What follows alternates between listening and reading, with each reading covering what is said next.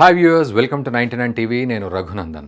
So ఈ మధ్య కాలంలో పాకిస్తాన్ తమ తప్పులను ఒప్పుకునే ప్రయత్నం చేస్తోంది మెల్లిగా. అంటే పూర్తి పాకిస్తాన్ కాదు, ఆసిమ్ మునీరు అసలే కాదు, షాబాజ్ షరీఫ్ కావచ్చు, లేదా డిఫెన్స్ మినిస్టర్ ఖవాజా ఆసిఫ్, ఆయన కూడా ఈ మధ్యకాలంలో ఖవాజా ఆసిఫ్ కూడా ముసల్తనం వచ్చేసింది, ఇంకా కాళ్ళు జాపే వయసు వచ్చేసింది మొత్తానికి కాటికి. ఈలోపు కొంత రిపెంట్ అవుతున్నారు వీళ్ళు. మనం ఇన్ని సంవత్సరాలుగా సాధించింది ఏమీ లేదు, ఆఖరికి ఇంకా పాకిస్తాన్ అడుక్కు తింటోంది తప్ప ఎక్కడా కూడా డెవలప్ అయింది లేదు. కేవలం రెండు విషయాలు డెవలప్ అయ్యాయి. ఒకటి, ఉగ్రవాదం ప్రపంచం మొత్తం శాసిస్తోంది ఇప్పుడు. హమాస్ నుంచి ఇక్కడ పాకిస్తాన్కి వస్తున్నారు, పాకిస్తాన్ లష్కరే తోయిబా గాజాకి వెళ్తున్నారు. దీనికి తోడు రకరకాల అంటే జైషే మొహమ్మద్ కానీ, లష్కరే తోయిబా కానీ, లేకపోతే ఖొరాసన్ ప్రావిన్స్ కానీ, ఇవన్నీ కూడా పాకిస్తాన్ బేస్డ్గా తయారవుతూ ఉన్నాయి. ముజాహిదీన్లు వీళ్ళంతా కూడా, అల్ ఖైదా ఇదంతా కూడా. సో ఇందులో నిషేధిత సంస్థలున్నా కూడా ఏదైతే ఏంటి మొత్తానికి పేర్లు మార్చుకొని కూడా వాళ్ళు అనుబంధ సంస్థల్లాగా అప్డేట్ అవుతూ వస్తున్నారు. ఇదొకటి సాధించింది పాకిస్తాన్. రెండోది అవినీతి. ఆర్మీలో వాళ్ళు చేసే అవినీతి, వాళ్ళు దోచుకునే సంపాదన, ఆ తర్వాత వాళ్ళు వేరే దేశాల్లో లండన్, అమెరికా లాంటి దేశాల్లో సెటిల్ అయిపోవడం, ఇది మాత్రమే సాధించింది పాకిస్తాన్. అంతే తప్ప ఏ రకంగా కూడా బాగుపడ్డది లేదు. అక్కడి ప్రజలు ఇప్పటికీ కూడా ఒక బిస్కెట్ ప్యాకెట్, పాల ప్యాకెట్, లేకపోతే గోధుమ పిండి కొనుక్కోవాలంటే వందలు ఖర్చు చేసే పరిస్థితి ఇప్పటికీ కొనసాగుతోంది. ఇదొక ఎత్తు అయితే, ఈ మధ్యకాలంలో పాకిస్తాన్ తన తప్పుల్ని కొంత లెక్క కట్టుకుంటోంది, కన్ఫ్యూజ్ చేసుకుంటోంది. ఖవాజా ఆసిఫ్ ఆయన ఏమన్నాడంటే, బలోచ్ లిబరేషన్ ఆర్మీ దగ్గర ఉన్న ఆయుధాలు మా దగ్గర కూడా లేవు.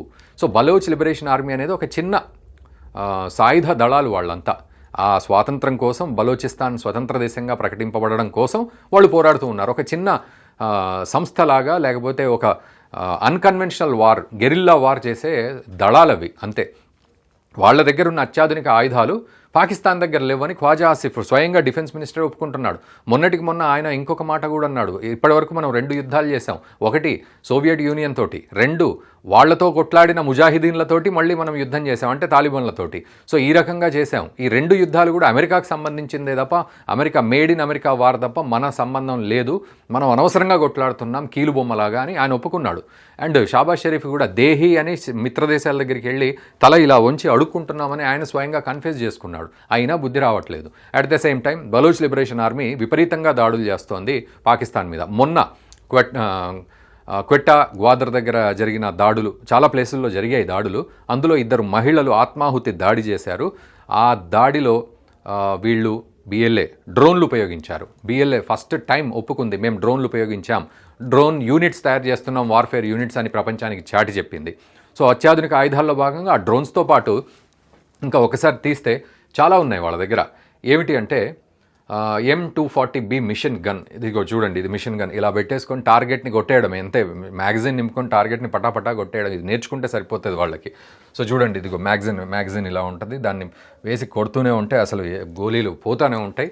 పాకిస్తాన్లో ఎవరికైనా దాకే అవకాశాలు ఉంటాయి. ఇది బలోచ్ లిబరేషన్ ఆర్మీ దగ్గర ఉంది. ఇది పాకిస్తాన్ దగ్గర కూడా లేదని చెప్తున్నాడు ఆయన. ఇట్లాంటి అత్యాధునిక వెపన్స్ మా దగ్గర కూడా లేవు, చాలా కాస్ట్లీవి, ఉంటే ఉండొచ్చాము, చాలా కాస్ట్లీవి వాళ్ళ దగ్గరికి ఎట్లా వచ్చాయని చెప్పి. సో ఎలా వచ్చాయనేది కూడా మనం ఈ వీడియో చివరిలో ఒకసారి మాట్లాడుకుందాం. ఎలా వచ్చాయి, లిబరేషన్ ఆర్మీకి ఎలా వచ్చాయి ఇవన్నీ అని కూడా.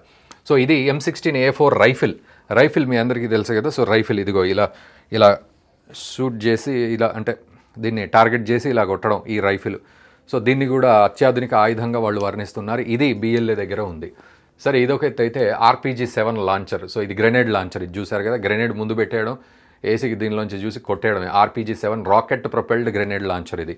సో దీంతో కొట్టేయడం. ఇదిగో చూసారుగా, భుజం మీద హాయిగా కార్లో జీబ్లో వేసుకొని వెళ్ళిపోవడం, డైరెక్ట్ టార్గెట్ చేసాడు. ఎదురుగా పాకిస్తాన్ ట్యాంకులు, ఆర్టిలరీ ట్యాంక్స్ వచ్చినా కూడా డైరెక్ట్ వేసి కొట్టేయడమే. ఇంకా అంతే, ఇంకంత సమస్య లేదు. ఈ గ్రెనేడ్ వేసుకొని హ్యాపీగా వెళ్ళిపోవడమే. బండి మీద కూర్చొని కూడా కొట్టేయచ్చు. పాకిస్తాన్ దగ్గర కూడా ఉన్నాయి ఇట్లాంటివి.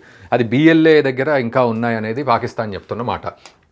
PKM మెషిన్ గన్, దీనికి కూడా ఇదిగో మ్యాగజైన్ ఉంటుంది, PKM మెషిన్ గన్.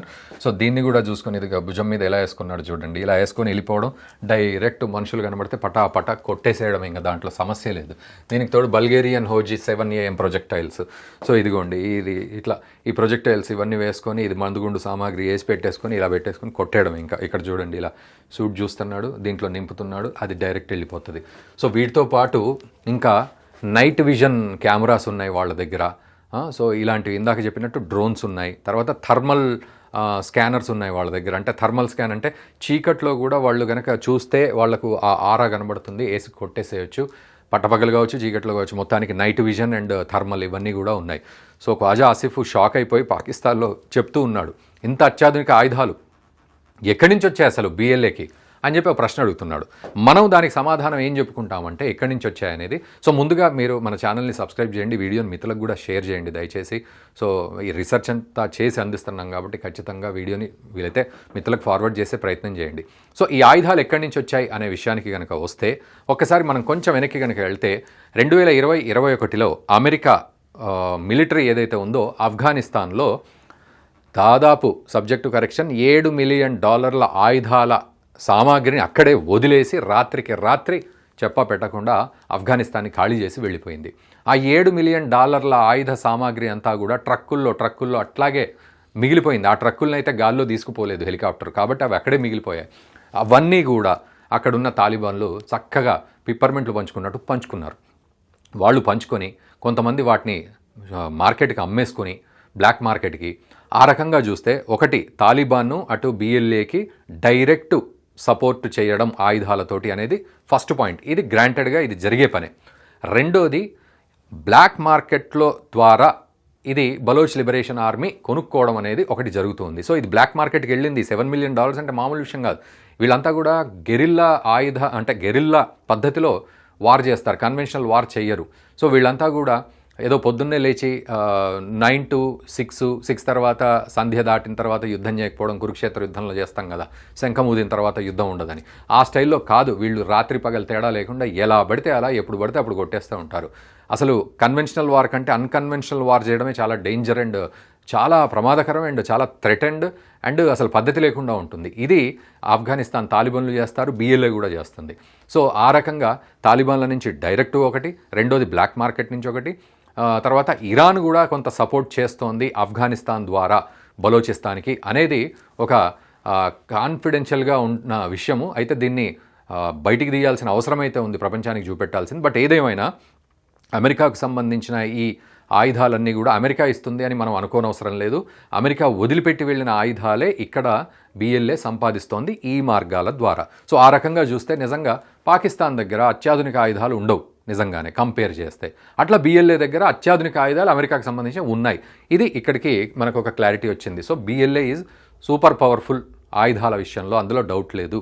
వాళ్ళు ఎత్తుకున్నారంటే పాకిస్తాన్ కూడా గజగజ వణికే పరిస్థితి. అందుకే పాకిస్తాన్ డిఫెన్స్ మినిస్టరే ఖ్వాజా ఆసిఫే డైరెక్ట్గా చెప్తూ ఉన్నాడు ఇది విషయం.